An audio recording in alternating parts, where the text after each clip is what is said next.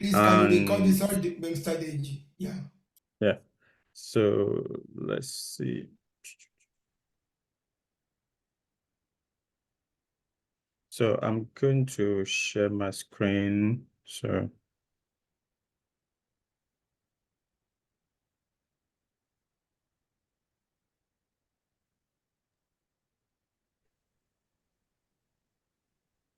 it's so it's going to be out.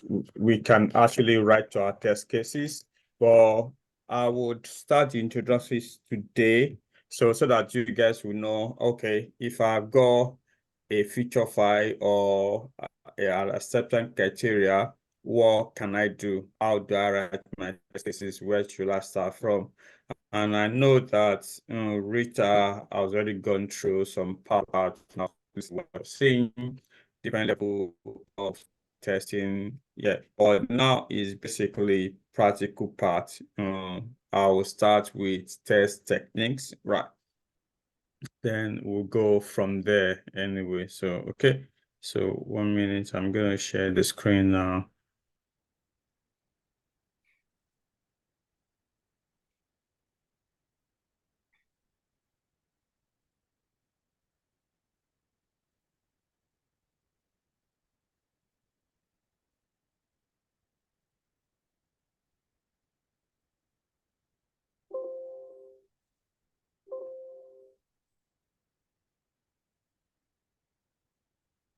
Let me know if you can see my screen. Can you see my screen, please? It's coming up. Yes. Yeah.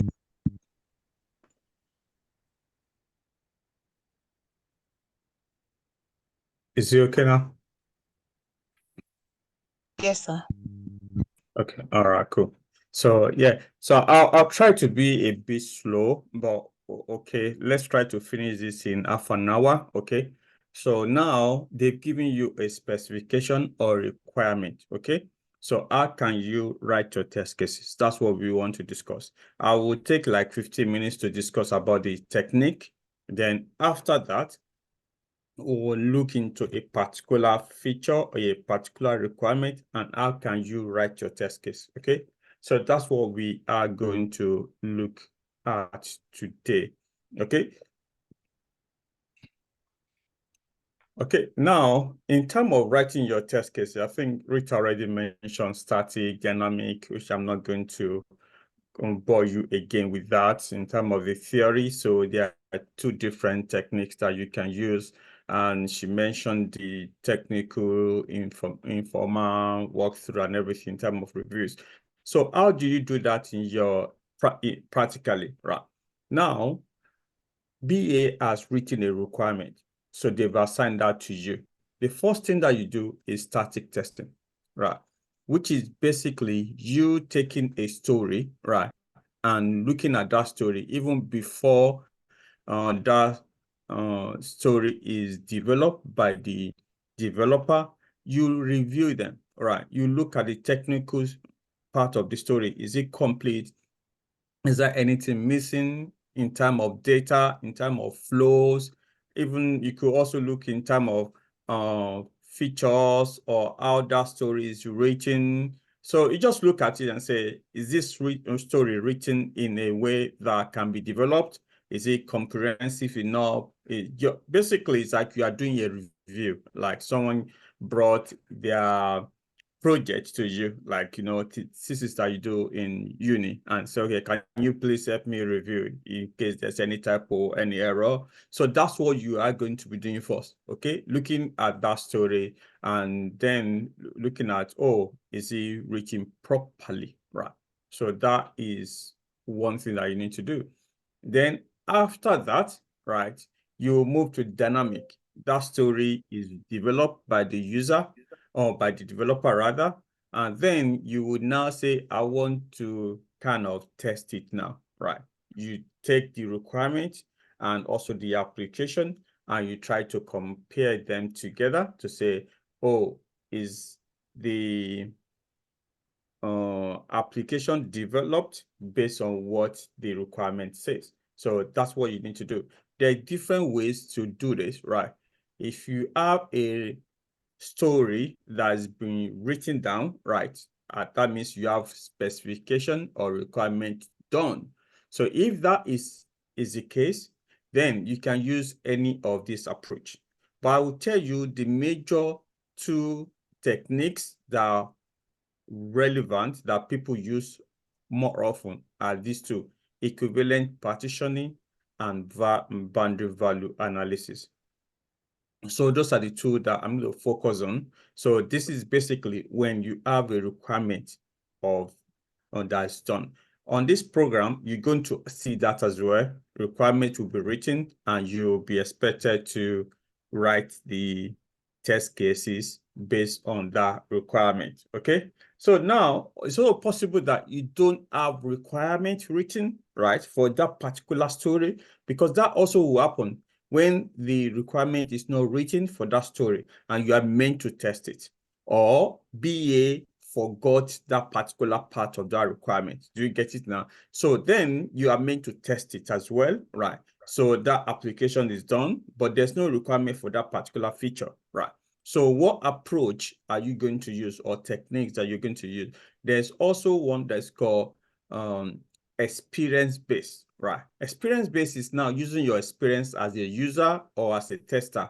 So technically, you are going to be guessing, oh, there should be error in this one. I need to focus on this area. Or you just take the application and start working through it. Do you get now? Which we call exploratory testing, right? When you work through the application without having any test cases written or requirements that's already written before, you just walk through that. Most of us right now, that's what we do, right? Even as a user, right? When we have application given to us as a user, right? For the first time, let's say now, oh, you just downloaded Zoom and you want to be sure that it works, you just quickly do exploratory testing. Everyone does that mostly.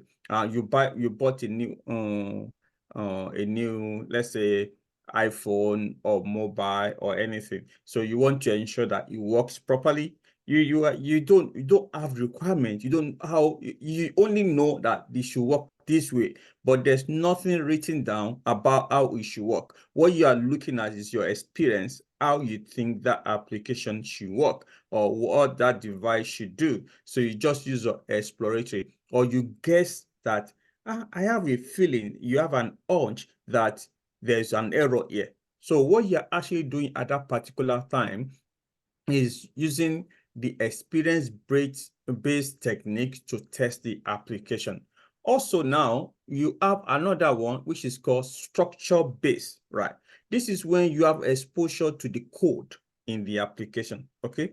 You have exposure to the code in the application. So that means you have the statement that's written for that application, right? You know the if statement, you know the branch, you know this, all those print and everything, basically, and all the conditions. So you would use different approaches for that. So you want to cover all the conditions, let's say if statement, while statement, because like they say, if it's an if statement, then it's got like a two branches. For instance, now, let's say this is an application now. So if you want to test this application, you have to go through that. You have to go through this. You have to go through that. So that is what it actually called the condition, right? Each condition that needs to be fulfilled in that application. But for you to be able to know that, you might need to have access to the code, right? So yeah, that is the approach here. This approach is majorly used by the developer when they're doing their unit test, okay? Because they have exposure to the code, right?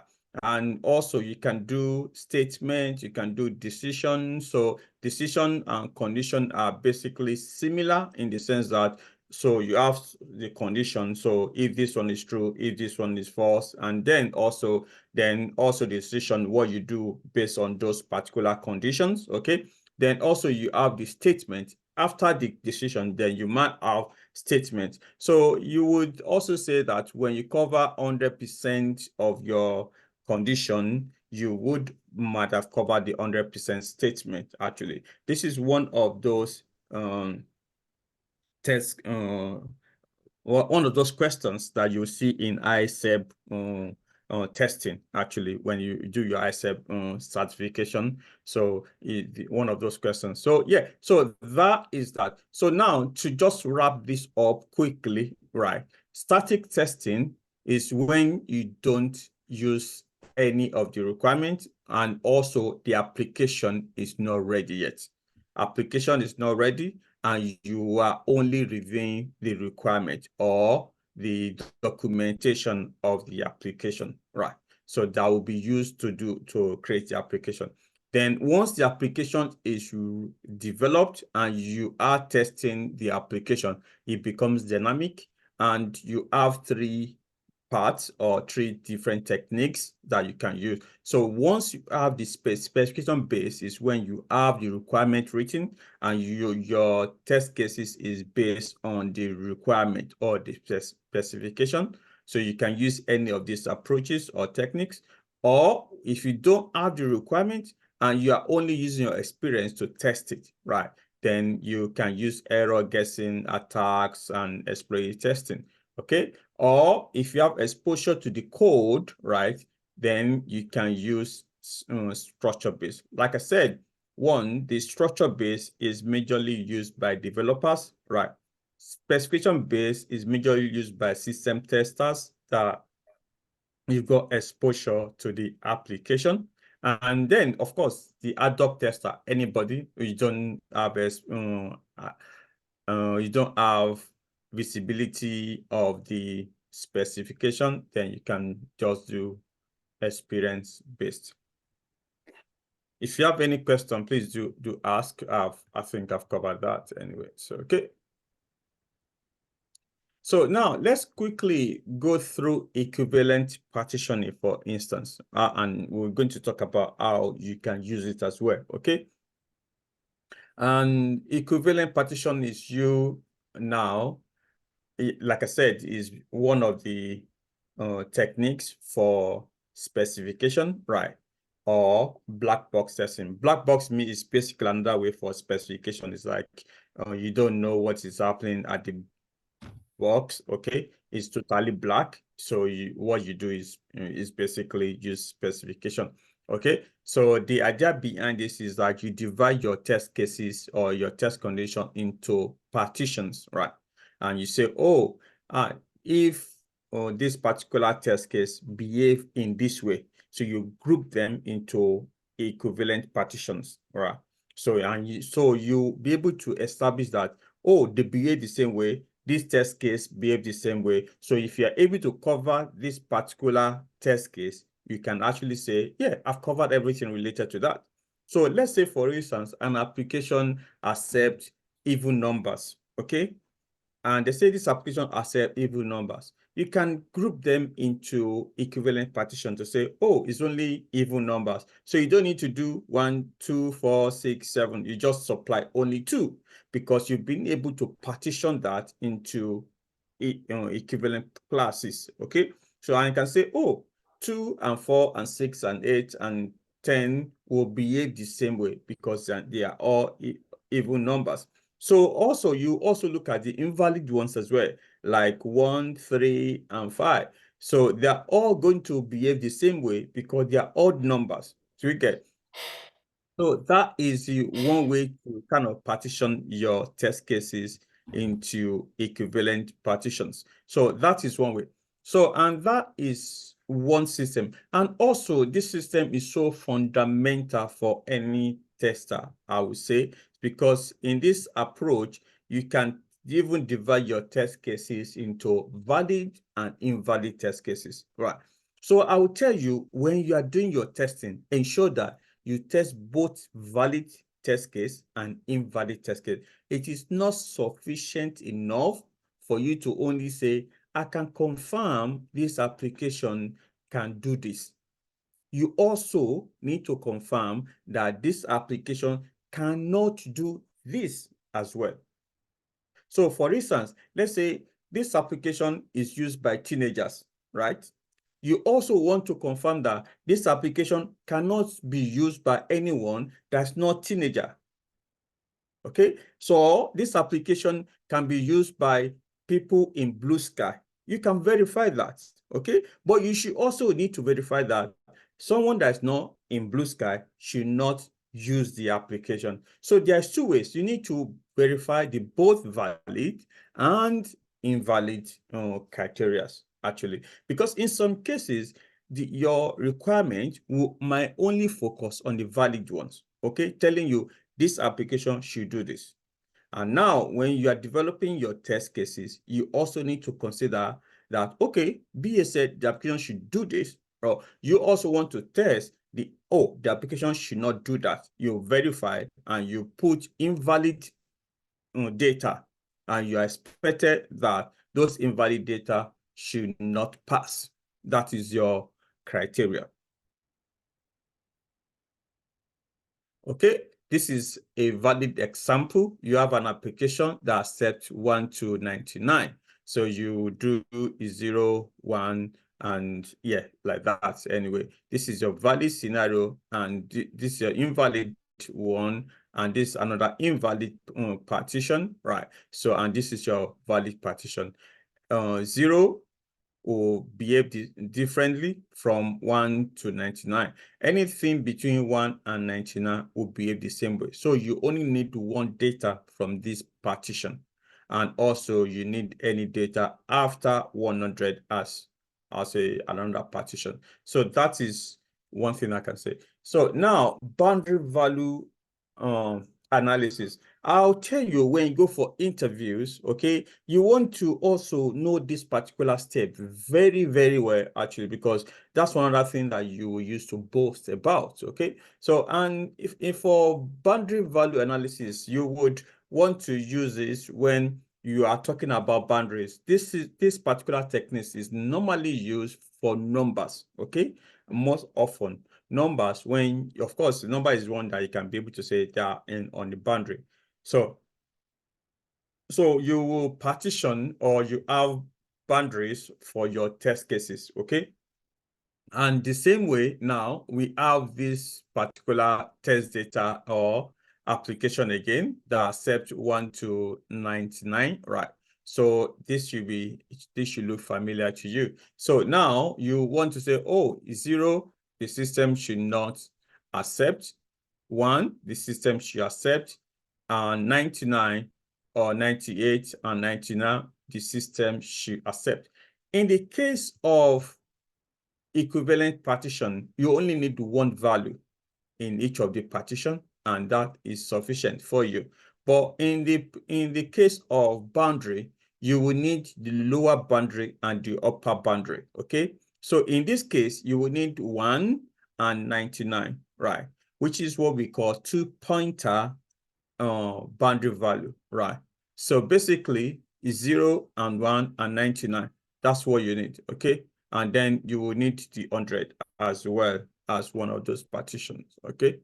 Boundary that you need. So that is what you need. So basically, this is now expatiating what you need to do. You enter 0.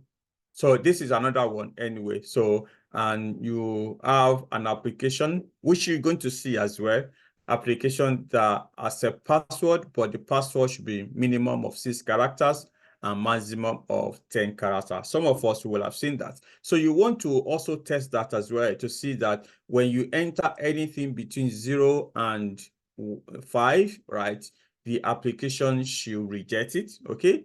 So, and also when you now enter any characters from 6 to 10, any actually, so the application should accept it. So, and also if you enter 11 above, yeah, then application should not accept it. So for equivalent partitioning, okay, for equivalent partitioning, so what you need to do is, yeah, first is 0 is 1, right? 5 is another one because they are the boundary, right? Then 6 is another boundary that you want to test. Another thing is 10 as well. Then 11, okay? So those are the ones that you want to test. You want to test 0, right? 5, 6, 10, then 11, right? So those are the test cases that you need. So that is what is the test techniques that I want to really emphasize with you right now, because it's very, very important that you understand that. So what we're going to do now, all right, I would ask one of you guys to open your Azure DevOps, right? We'll then practicalize this, okay, in terms of approach, okay, and see your test cases if that's okay. So, okay, but before I do, if anyone has got any questions, we can quickly discuss about these techniques right now. So we can look into that. Any question? Okay, Damilola, please.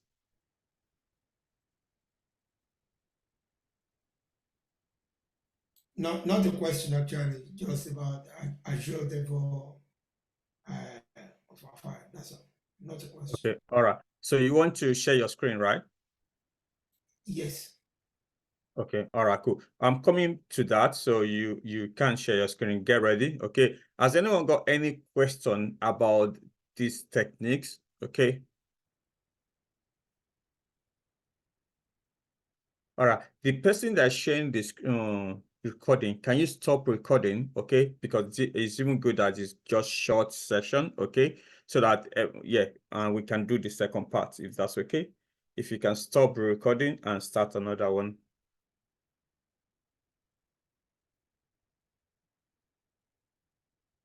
Or should I just pause it? No, just stop because I want you to be in a different file. Okay.